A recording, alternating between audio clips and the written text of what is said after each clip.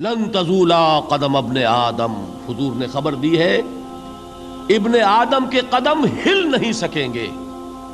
جیسے مجرم کھڑا ہوتا ہے کٹہرے کے اندر، اس کٹہرے میں سے ہل نہیں سکو گے حتی یسأل عن خمس، جب تک کہ 5 چیزوں کا حساب نہ لے لیا جائے. وہ 5 چیزیں کیا ہیں؟ کان کھول کر سنیے. عن عمرہ فیما افناہ، عمر کا حساب دو، یہ 80 برس اور 70 برس ہم نے تمہیں دنیا میں دیے، کہاں ضائع کیے. وعن شبابہ فیما ابلاہ، اور خاص طور پر جوانی کا دور، امنگوں کے دن، ولولے ہوتے ہیں، قوت ہوتی ہے، توانائی ہوتی ہے، آدمی چلتے ہوئے زمین پر پاؤں مارتا ہے، قوت جو ہے وہ اپنا اظہار چاہتی ہے. یہ جوانی کہاں گلائی؟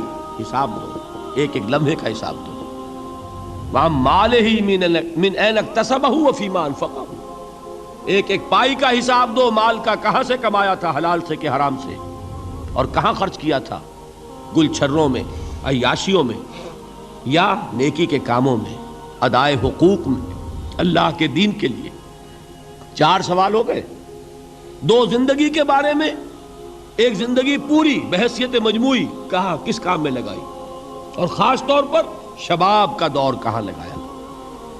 2 سوال مال کے بارے میں، کمایا کہاں سے، حلال سے کہ حرام سے، جائز سے کہ ناجائز سے، خرچ کہاں کیا.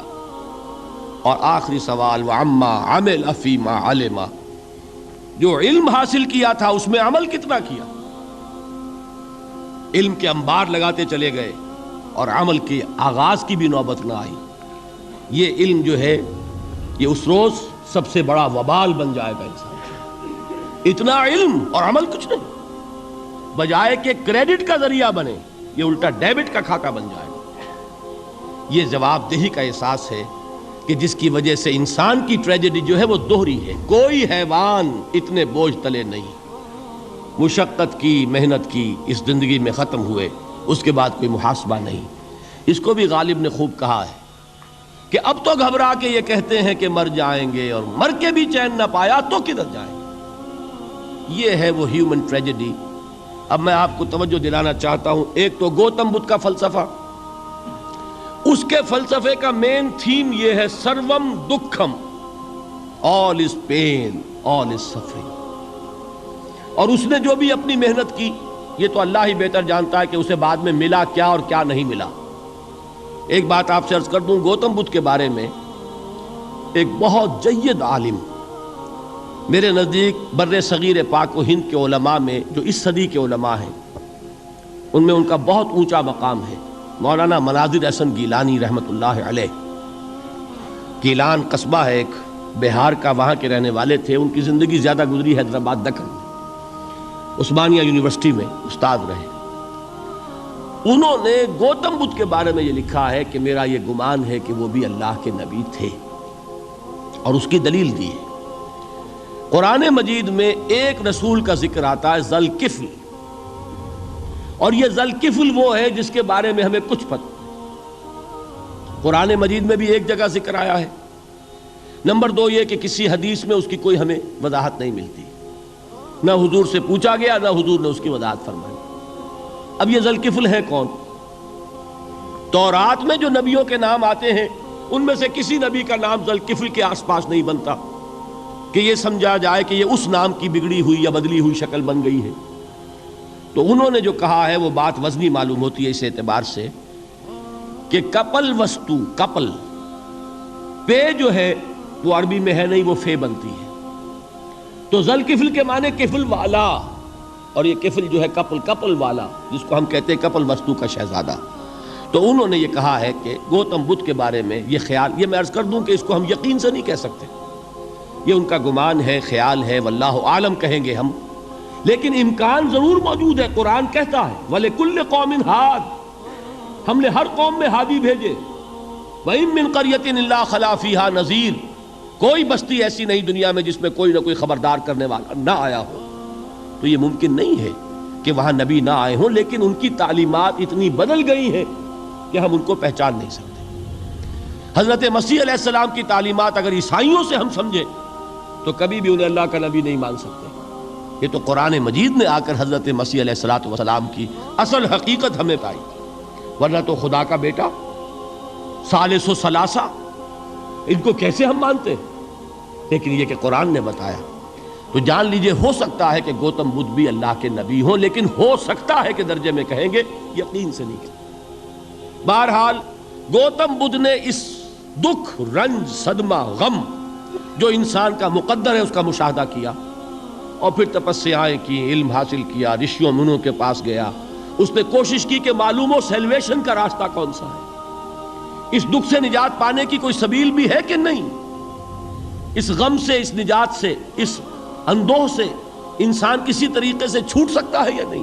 اسی کو سیلویشن کہتے ہیں انگریزی میں، اسی کو ہندی میں نروان کہتے ہیں، اسی کو عربی میں نجات کہتے ہیں۔ ان النجات معلقۃ بمجموع هذه الاشیاء، میں نے امام رازی رحمۃ اللہ علیہ کے الفاظ میں آپ کو وہ لفظ بتایا، نجات کی راہ۔ اچھا، جدید فلسفوں میں جن حضرات کو دلچسپی کی بات ہے انہی کے بارے میں یہ عرض کر رہا ہوں، جدید فلسفوں میں بھی ایک فلسفہ ہے وجودیت، ایگزسٹانشلزم۔ آپ نے نام سنا ہوگا سارترے، یہ فرینچ فلسفر، اور اس وقت دنیا میں جو نوجوان نسل ہے وہ بہت زیادہ متاثر ہوئی ہے سارترے کے فلسفے سے۔ کرکیگارڈ پرانے دور میں اور سارترے اس دور میں، ان کے فلسفے کا نام ہے وجودیت، ایگزسٹانشلزم۔ اس کا مرکزی خیال بھی یہی ہے، انسان کے لیے دکھ ہی دکھ ہے، صدمہ ہی صدمہ ہے، رنج ہی رنج ہے۔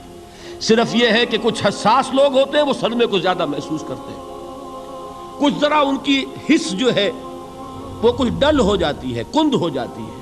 وہ جو غالب کا شعر میں نے آپ کو سنایا کہ مشکلیں اتنی بڑی مجھ پر کہ آساں ہو گئی، ورنہ یہ ہے کہ انسان سوچے تو دکھ ہے۔